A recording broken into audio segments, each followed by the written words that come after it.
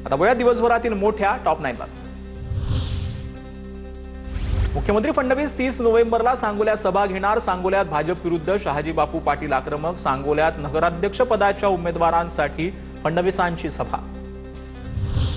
एकनाथ शिंदे धनुष्यबाण घेऊन पळून गेले। शिंदे संविधानिकरित्या चोर आहेत। धनुष्यबाण पळून नेलं, त्यांना संरक्षण देणं हा न्यायालयाचा अधिकार नाही। तारीख पे तारीख ऐवजी तारीख पे जस्टिस असायला हवं, वकील असीम सरोदेंचं वक्तव्य। लोणावळ्यामध्ये प्रवीण दरेकर प्रचाराच्या मैदानात आहेत। रहिवाशांच्या प्रश्नांसंदर्भात दरेकरांचा बावनकुळेंना फोन। कालेकर मळा येथील रहिवाशांचा प्रश्न मार्गी लावण्याची दरेकरांची मागणी। संभाजीराजे छत्रपतींनी मृत शौर्य पाटीलला कुटुंबाची भेट घेतलेली आहे। शौर्य पाटीलच्या कुटुंबियांचं संभाजीराजे छत्रपतींकडून सांत्वन करण्यात आले। मुख्यमंत्री फडणवीसांनी या प्रकरणामध्ये भेट घेणार असल्याचं देखील संभाजीराजेंनी सांगितलं। मालेगावमध्ये माणुसकीला काळीमा फासणारी धक्कादायक घटना घडलेली आहे। 13 वर्षाच्या गतिमंद मुलीचा विनयभंग झालाय। 55 वर्षाचा नराधम व्यावसायिकाला अटक करण्यात आली आहे। छावणी पोलीस ठाण्यामध्ये पॉक्सो अंतर्गत गुन्हा दाखल करण्यात आला।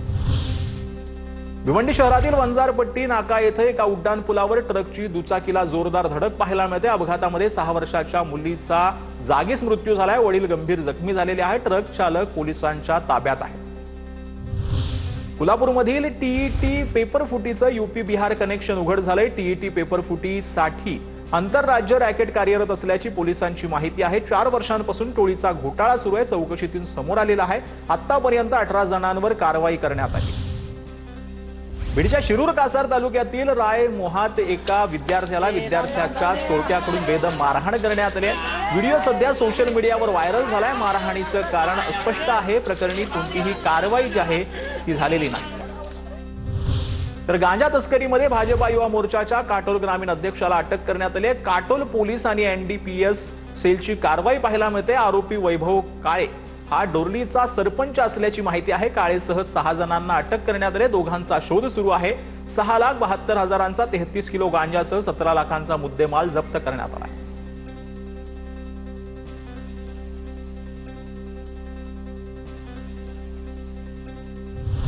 तर सध्या निवडणुकांमध्ये स्थानिक पातळीवर आरोप प्रत्यारोप होत आहेत। त्या संदर्भातल्या टॉप 9 बातम्या पाहूया। एका मजकांचे पदाधिकारी घ्यायचे नाही असं भाजप शिवसेनेनं ठरवलंय। मात्र राज्यात याची अंमलबजावणी दिसत नाही। असं सुरू राहिलं तर शिंदेंना पुन्हा अमित शहांकडे जावं लागेल। अंबादास दानवेंचा टोला। चाळीसगावमध्ये निवडणूक निर्णय अधिकाऱ्यांच्या कक्षामध्ये मवियाच्या पदाधिकाऱ्यांचा गोंधळ। ठाकरेंचे माजी खासदार उन्मेष पाटलांची निवडणूक निर्णय अधिकाऱ्यांसोबत बाचाबाची।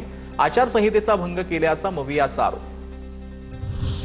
महायुतीत असताना दत्तात्रय भरणे भाजपवर टीका करता भाजपचे नेते प्रवीण माने यांचा आरोप। इंदापूरमध्ये कृष्णा भीमा आघाडीच्या माध्यमातून राष्ट्रवादी शरद पवार पक्षाचे हर्षवर्धन पाटील, प्रवीण माने आणि राष्ट्रवादीतून बाहेर पडलेले प्रदीप गारटकर एकत्र। नगरपालिकेत गारटकर आणि राष्ट्रवादीचे भरत शहा यांच्यात लढत। लाडक्या भावासोबत काही दोडके भाऊ आहेत। भाजपा नेत्या चित्रा वाघ यांची काँग्रेसचे माजी आमदार वीरेंद्र जगतापांवर टीका। अमरावतीत प्रचारादरम्यान वक्तव्य। राजापुरातील राजकारणातील 17 ते 18 वर्षांची खलिपेची घराणेशाही राजापूरकर मोडीत काढणार। शिंदेंच्या शिवसेनेच्या श्रुती तामणकरांची टीका। तर भाजपा पदाधिकाऱ्यांना शिवसेनेची उमेदवारी ही महायुतीची हतबलता। हुसन बानो खलिपेंचं प्रत्युत्तर। यवतमाळच्या वणी नगर परिषद निवडणुकीमध्ये भाजपातून बाहेर पडलेल्या नाराज पदाधिकारी आणि माजी नगरसेवकांनी शिवसेनेचं धनुष्यबाण हाती घेतलं। भाजपला आव्हान देत विजय चोरणे यांच्या नेतृत्वात नगराध्यक्षपदाचा उमेदवार पायल तोडसाम आणि 29 नगरसेवक पदाच्या उमेदवारांचं प्रचार फेरी सुरू। धुळे नगरपालिकेनं प्रकाशित केलेल्या प्रारूप मतदार यादीतून अनेक मतदारांची नावं गायब। मतदानापासून वंचित राहण्याची शक्यता असल्यानं नागरिकांनी घेतल्या हरकती। विधानसभा निवडणुकीच्या मतदान केंद्राप्रमाणे याद्या प्रकाशित नसल्याची प्रकार जो आहे तो समोर आला।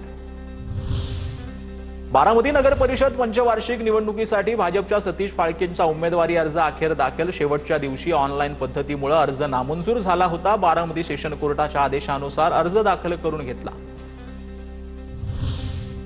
शिंदेंच्या शिवसेनेचे जिल्हा प्रमुख राजेंद्र जंजाळांची शिरसाटांवर नाराजी। पदाधिकारी आणि नगरसेवकांच्या बैठकीला डावलल्याचा आरोप। तर जंजाळ नाराज नाहीत, शिरसाटांचं स्पष्टीकरण।